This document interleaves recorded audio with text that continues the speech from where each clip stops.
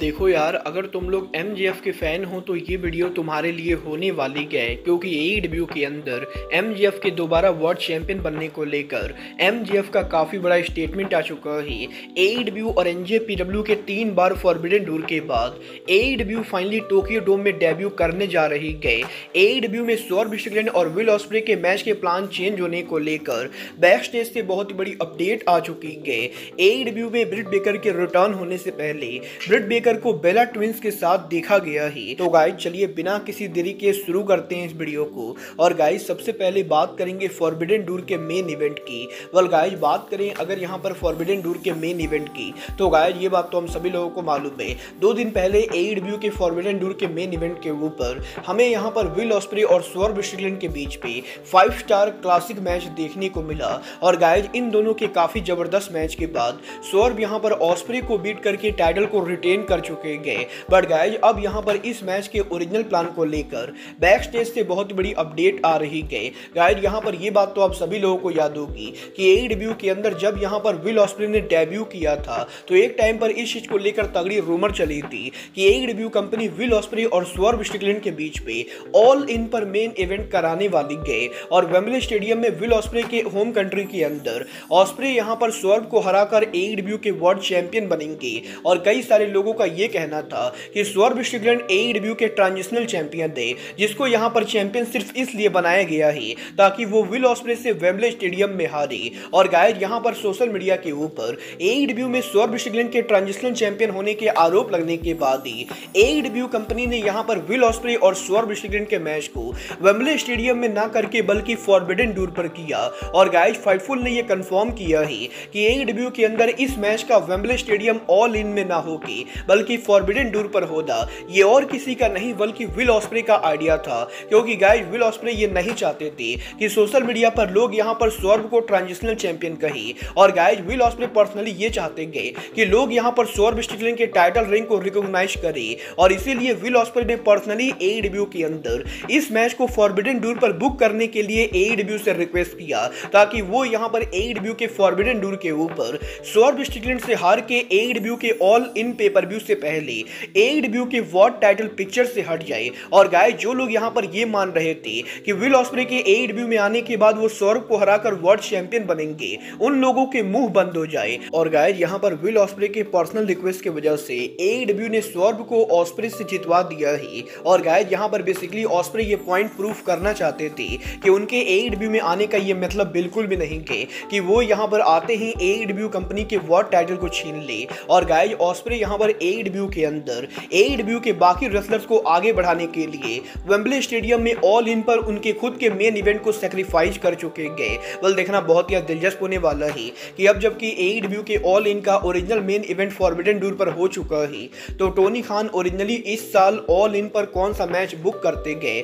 But guys जहां तक बात रही वर्ल्ड चैंपियंस की, तो गाइस यहीं एईडब्ल्यू के फॉरबिडन डोर के ऊपर एमजेएफ के होम टाउन पर हैंसी सेरू को बीट करने के बाद अब एमजेएफ ने एईडब्ल्यू में उनके पॉसिबल वर्ल्ड चैंपियन बनने को लेकर बात की है। यहां पर इस हफ्ते एमजेएफ से जब ये पूछा गया कि क्या वो एईडब्ल्यू पर रिटर्न होने के बाद एईडब्ल्यू के अंदर वर्ल्ड टाइटल के लिए चैलेंज करना चाहेंगे, तो गाइस यहां पर एमजेएफ जवाब देकर ये कहते गए कि वो डेफिनेटली एईडब्ल्यू के वर्ल्ड टाइटल को दोबारा जीतना चाहेंगे। बट गाइस वो ये बिलीव नहीं करते गए कि इस समय उन्हें यहां पर एईडब्ल्यू के वर्ल्ड टाइटल के लिए जाना चाहिए। और गाइस एमजेएफ करंटली एईडब्ल्यू में अंदर उनका फोकस एईडब्ल्यू के वर्ल्ड टाइटल पर ना रखकर बल्कि दूसरी चीजों पर रखना चाहते हैं। और जब यहां पर एमजेएफ को यह लगेगा कि अब यहां पर परफेक्ट टाइम आ चुका है, तभी वो एईडब्ल्यू के अंदर वर्ल्ड चैंपियनशिप के लिए जाएंगे। और फिलहाल यहां पर एईडब्ल्यू के अंदर एमजेएफ का दूर दूर तक वर्ल्ड टाइटल के लिए चैलेंज करने का कोई भी प्लान नहीं है। और गाइस बेसिकली एमजेएफ ने यह कंफर्म कर दिया है कि वो यहां पर एईडब्ल्यू के अंदर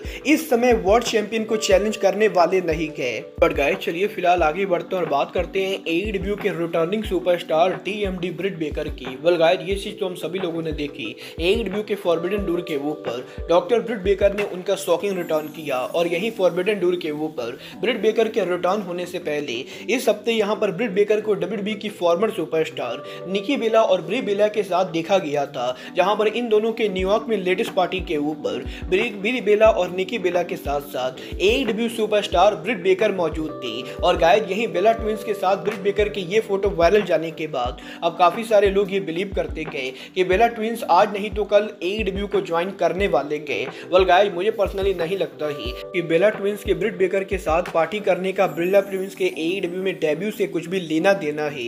बट गाइस, आपको क्या लगता है AEW को बेला ट्विंस को साइन करना चाहिए या नहीं?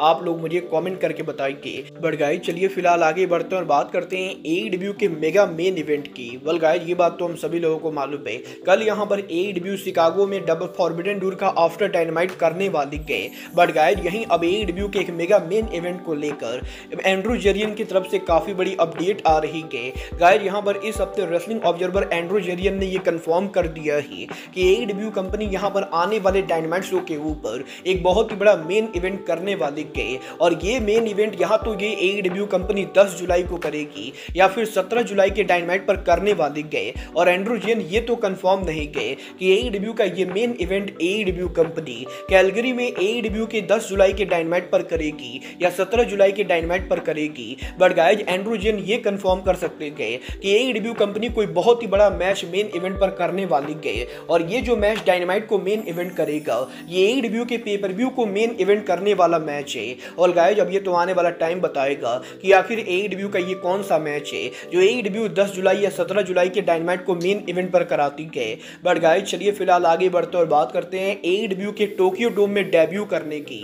वेल गाइस, ये बात तो हम सभी लोगों को मालूम है, AEW और NJPW पिछले 3 साल से अमेरिका के अंदर फॉरबिडन डोर कर रहे गए। और गाइस, अमेरिका और कनाडा में फॉरबिडन डोर के बाद काफी सारे लोग लगातार ये डिमांड कर रहे थे कि AEW को NJPW के साथ जापान में फॉरबिडन डोर करना चाहिए। तो वहीं काफी सारे लोग ये भी बोल रहे थे कि AEW को जापान में टोक्यो डोम में शो करना चाहिए। वेल, अब यहाँ पर फाइनली AEW कंपनी NJPW के साथ मिलकर जापान पर डेब्यू कर रही है। बट गाइस, यहाँ पर ये पेपर व्यू और कहीं ना होगी बल्कि AEW और NJPW टोक्यो डोम पर कर रहे गए। और गाइस, 4 जनवरी को एनुअल NJPW के रसल किंगडम पेपर व्यू के बाद इस साल NJPW कंपनी 5 जनवरी के ऊपर टोक्यो के अंदर उनका एक और शो करेगी, जिस शो का नाम रसल डायनेस्टी होने वाला है। और बेसिकली ये शो सिर्फ NJPW का शो ना होगी बल्कि 5 कंपनी के इन्वॉल्व होने वाला शो होने वाला है। गाइस, यहाँ पर AEW और NJPW ने ये अनाउंस कर दिया है कि AEW और NJPW के ब्लॉकबस्टर फॉरबिडन डोर के बाद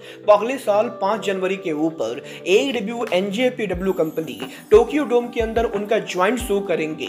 इस शो के अंदर AEW और NJPW के अलावा 3 और बड़ी कंपनी इन्वॉल्व होने वाली गए, जो यहाँ पर और कोई नहीं बल्कि स्टारडम रेसलिंग, CMLL रेसलिंग और ROH रेसलिंग होने वाली गए। और गाइस, यहाँ पर बेसिकली 4 जनवरी को NJPW के biggest pay per view wrestle kingdom in Tokyo dome के बाद NJPW back to back Tokyo dome में 5 जनवरी को शो करेगी। बट गाइस, 5 जनवरी वाला शो सिर्फ NJPW का शो ना होगी बल्कि AEW NJPW स्टारडम CMLL और ROH रेसलिंग का ज्वाइंट पेपर व्यू होने वाला है, जिस पेपर व्यू के ऊपर बेसिकली इन 5 कंपनी के रेसलर काम करेंगे। वेल, देखना बहुत ही दिलचस्प होने वाला है कि रसल किंगडम के बाद NJPW के 5 जनवरी के ऊपर इस बड़े मेगा पेपर व्यू के अनाउंस करने के बाद AEW और NJPW टोक्यो डोम को सोल्ड आउट कर पाते हैं या नहीं। और गाइस, AEW और NJPW के फॉरबिडन डोर के बाद 5 जनवरी को रसल डायनेस्टी के ऊपर इस पेपर व्यू के ऊपर कौन कौन से ड्रीम मैचेज होते गए। बट गाइस, अब आज के इस वीडियो में बस इतना ही।